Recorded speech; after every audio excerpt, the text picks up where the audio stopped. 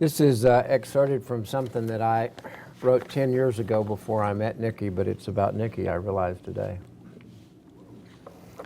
And some of you will begin to recognize this. A doctor describes himself in one of the greatest moments in the history of the world. There was complete silence on the ground. A gun explodes, and we are now off. We're now called back because it was a false start. I felt angry that precious moments during the lull in the wind might be slipping by. The gun fired a second time. Brasher went into the lead, and I slipped in effortlessly behind him, feeling tremendously full of running.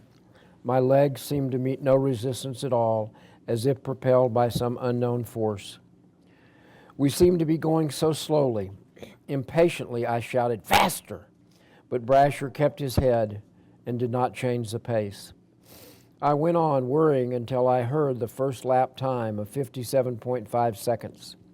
In the excitement of my knowledge of pace had deserted me. Brasher could have run the first quarter in 55 seconds without my realizing it, but I felt so full of running, but I should have had to pay for it later. Instead, he made success a few minutes later possible. At 1.5 laps, I was still worrying about the pace. A voice shouting, "Relax," penetrated me above the noise of the crowd. I learned afterwards it was Staffel's. Unconsciously, I obeyed. If the speed was wrong, it was too late to do anything about it, so why worry? I was relaxing so much that my mind seemed almost detached from my body. There was no strain. I barely noticed the half mile, passed in 1 minute and 58 seconds, nor when, round the next bend, Chataway went into the lead. At 3/4 of a mile, the effort was still barely perceptible, but the time was 3 minutes, 0.07 seconds. And by now the crowd was roaring. Somehow I had to run the last lap in 59 seconds. Chataway led round the next bend, and then I pounced past him at the beginning of the back straight, 300 yards from the finish. I had a moment of mixed joy and anguish when my mind took over. It raced well ahead of my body and drew my body compellingly forward. I felt that the moment of a lifetime had come. There was no pain, only a great unity of movement and aim. The world seemed to stand still or did not exist. The only reality was the next 200 yards of track under my feet. The tape meant finality, extinction, perhaps, for most of the world who were knowledgeable about what I was doing, claimed that it was impossible and my heart would explode out of my chest. I felt at that moment that it was my chance to do one thing superbly well. I drove on, impelled by a combination of fear and pride. The air I breathed filled me with the spirit of the track where I had run my first race. The noise in my ears was that of the faithful Oxford crowd. Their hope and encouragement gave me greater strength. I had now turned the last bend, and there was only 50 yards more. My body had long since exhausted all its energy, but it went on running just the same. The physical overdraft came only from the greater willpower. This was a crucial moment when my legs were strong enough to carry me over the last 10 yards, as they could never have done in previous years. With 5 yards to go, the tape seemed almost to recede. Would I ever reach it? Those last few seconds seemed never ending. The faint line of the finishing tape stood ahead as a haven of peace after the struggle. The arms of the world were waiting to receive me if only I reached the tape without slacking my speed. If I faltered, there would be no arms to hold me, and the world would be a cold, forbidding place because I had been so close. I leapt at the tape like a man taking his last spring to save himself from the chasm that threatens to engulf him. My effort was over, and I collapsed almost unconscious with an arm on either side of me. It was only then that real pain overtook me. I felt like an exploded flashlight with no will to live. I just went on existing in the most passive, physical state without being quite unconscious. Blood surged from my muscles and seemed to tell me it was as if all my limbs were caught in an ever-tightening vice. I knew that I had done it before I even heard the time. I was too close to fail. Unless my legs had played strange tricks at the finish by slowing me down and not telling my tiring brain that they had done so. That's when Roger Bannister, 60 years ago, broke the 4-minute barrier to run in the mile that everybody said couldn't be done. And Nikki says it in a whole lot fewer words than I do, but she calls it putting the pieces together. And that's what she does. And you'll hear later tonight about a situation where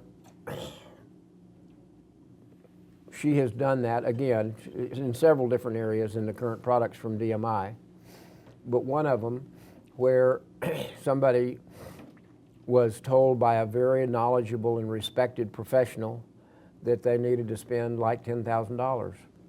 And then a few weeks or months later, they needed to spend another $10,000 and another $10,000. And then they needed to spend $50,000. And Nikki puts that whole process together, what I call 2 by 2, which means she does it twice as good, which is the first 2, and the second 2 in half the price. And that's really not true. It's really 4-4, but I under-promise and over-deliver. So, but that's what she does. She does things like Roger Bannister did, and within the next 18 months, in the next 2.5 years, 18 other people broke that 4-minute mile barrier that the greatest people in sports knew would never, ever be broken. It was physically, humanly impossible. It put too much strain on the body. And that's what Nikki did. This is a story about Liz and her first book, and what her very knowledgeable, she got out and hired this professional, and when he came with the last thing of you need $50,000, it just irritated Nikki, and in a very short period of time, she was able to take that book to amazing statuses of putting it on the bestseller list, when he had said the soonest that could possibly happen was like 15 or 18 months, and after spending the $50,000. So to me, what Nikki does for the world is what Roger Bannister did for the world. And that's not just, or that's my opinion about Nikki, but it's not my opinion about Roger Bannister, because he was, Sports Illustrated was a young magazine at the time. They were so inspired by this amazing feat that they created the Sportsman of the Year award. They didn't create that and give it to Bannister. Because of Bannister, they created that. And then the next year, they had to go find the next Sportsman of the Year. And then years later, it was Queen Elizabeth knighted him for it, and it was the running achievement of the decade, and later it was the running event of the century. I mean, and that's the kind of the way he put the pieces together and inspired people, and that's to me what Nikki does with 2 by 2 and what I most commonly call 22 or 2 by 2, but it's really more like 4 by 4. She just has a gift of seeing, as some of you may know that quote years ago about hockey, where a reporter was talking to somebody and said, how is it that you're just always where the puck is? And he said, no. I'm always where the puck is going.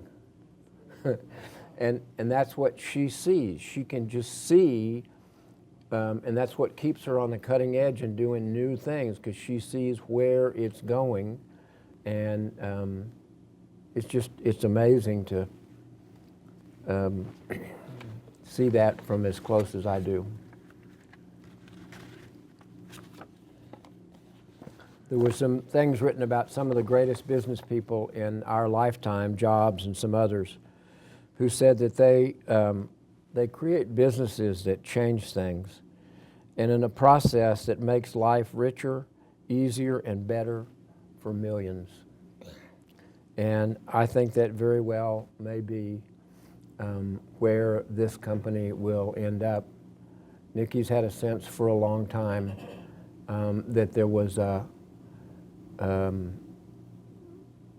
huge wave coming, and she believes it's about this company. So in one sense, this is a small gathering tonight, but you know, at one point, Chrysler and Ford and AT&T and Microsoft and Apple were all very small organizations, some even smaller than this. Oh my goodness, darling. Thank you for the ride.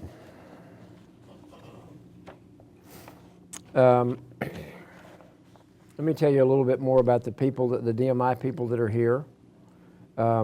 Liz is a client and a longtime personal friend.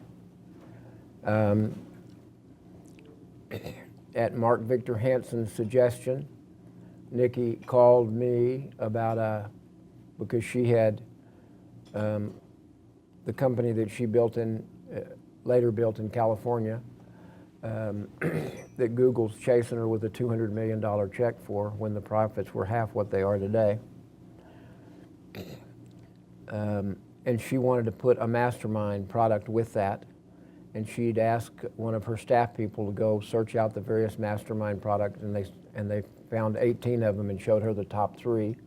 And she was not happy with any of those 3. And so she looked at the next 3 and she wasn't happy with any of those. And so she got frustrated and picked up the phone to her dear friend Mark Victor Hansen and said, "Who's the best in the world at mastermind?" And he said, "John Dealey." And she picked up the phone and called me. And we talked for a little while, and she wanted to hire me to build a mastermind product for her. And you'll get back in a minute and you'll see how Liz Morris is part of this story, this long story here.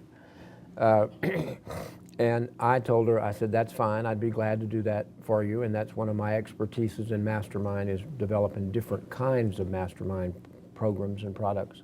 But first, for something as big as you're doing, you need to come to Dallas and see one of the groups that I'm doing here. It'll be different than what you're looking for, but you need to see that. And boy, she was pretty short. She was, you know, like, I've been in mastermind groups for 20 years. I live in California. Everything's bigger and better in California. You know, I don't need to come to Texas for nothing, buddy. And not quite that harsh, but that was the tone. And I said, "Okay, well, that's fine. Have a nice day." And she said, "Now, wait a minute. I still want you to do my product." And I said, "Well, we can't get to the first step." And so she came to look at one of the groups, and she arrived in this condition. You know, she was still upset about that phone call.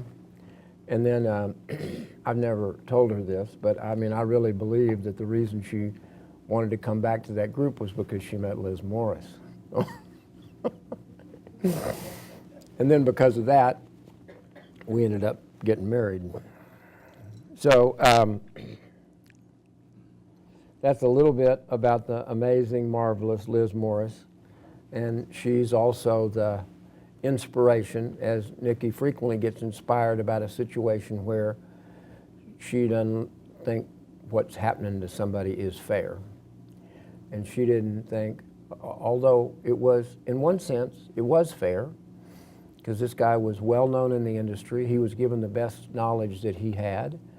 It was just that he was saying, "Hey, don't go try to run the 4-minute mile, because if you get close, you'll kill yourself," okay? And so Nikki went and put that book on the New York Times bestseller list for a new author, first time out, in a very, very short period of time. In a very short period of time. So what else do I want to say about Miss Morris? I think that's enough. They're dear, dear, dear, dear friends. When one of them is hurting about something really bad, they're on the short list. So welcome, Miss Liz. So we may hear more about that book or that product later. Some of you know about it. Next is Trish Moore in spots, right here. And Nikki, about 10 or 12 years ago, after she had been mentored by 2 or 3 people in her church, decided that she wanted, one of the contributions that she wanted to make to the world was to pick people who were hungry and wanted to go like this instead of going like this or like this or like this, depending on which ones they were. And Trish has gotten great benefit from knowing Nikki and from what that woman did for Nikki many, many years ago. Calvin Archer, born in England, 15 or 18 years, something like that, as a Marine.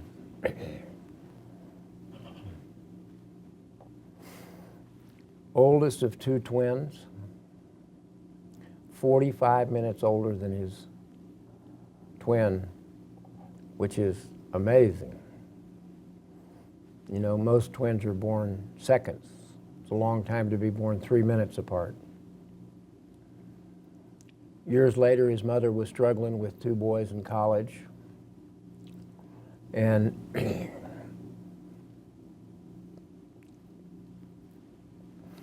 Calvin said to her, "You take care of my little brother, I'll take care of me." Related to college. And then he said,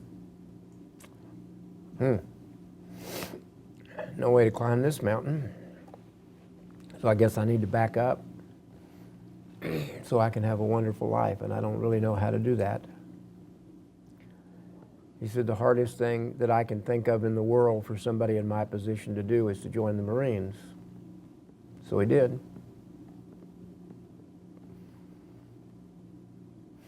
And the rest is, and is going to be, history.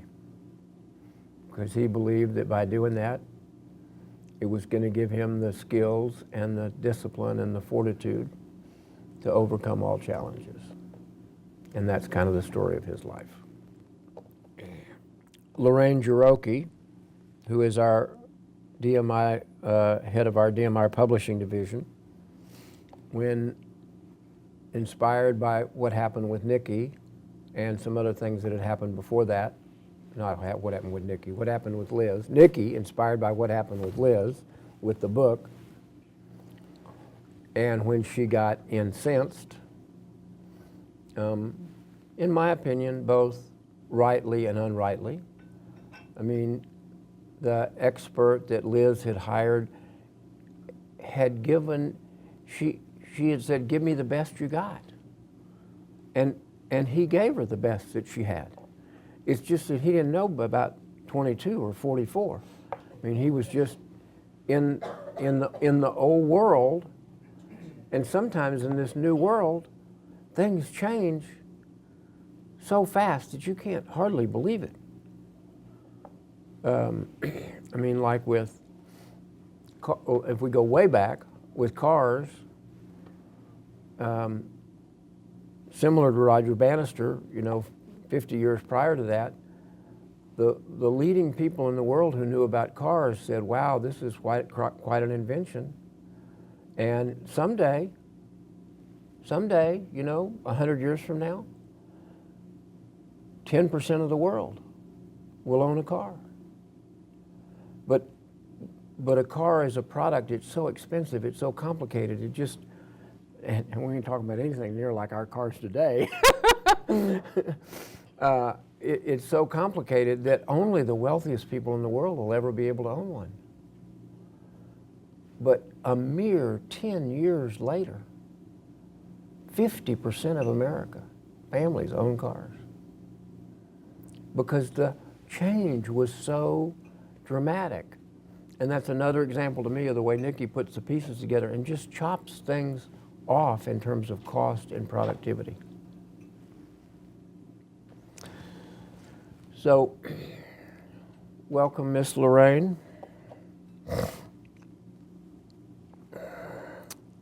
Randy Devers is a new spouse of a brand new doctorate. I don't know what I tried to call that in-law earlier today, and I don't know what that is. I don't know what that relationship is. He doesn't have a doctorate. She has a doctorate. So, but somehow he's related to that. Congratulations. That's a tremendous achievement in life. And Randy and Nikki have known each other for a long, long, long time. She calls him her older brother, and they're the way brothers and sisters ought to be. So, thanks for being here. Thanks for coming.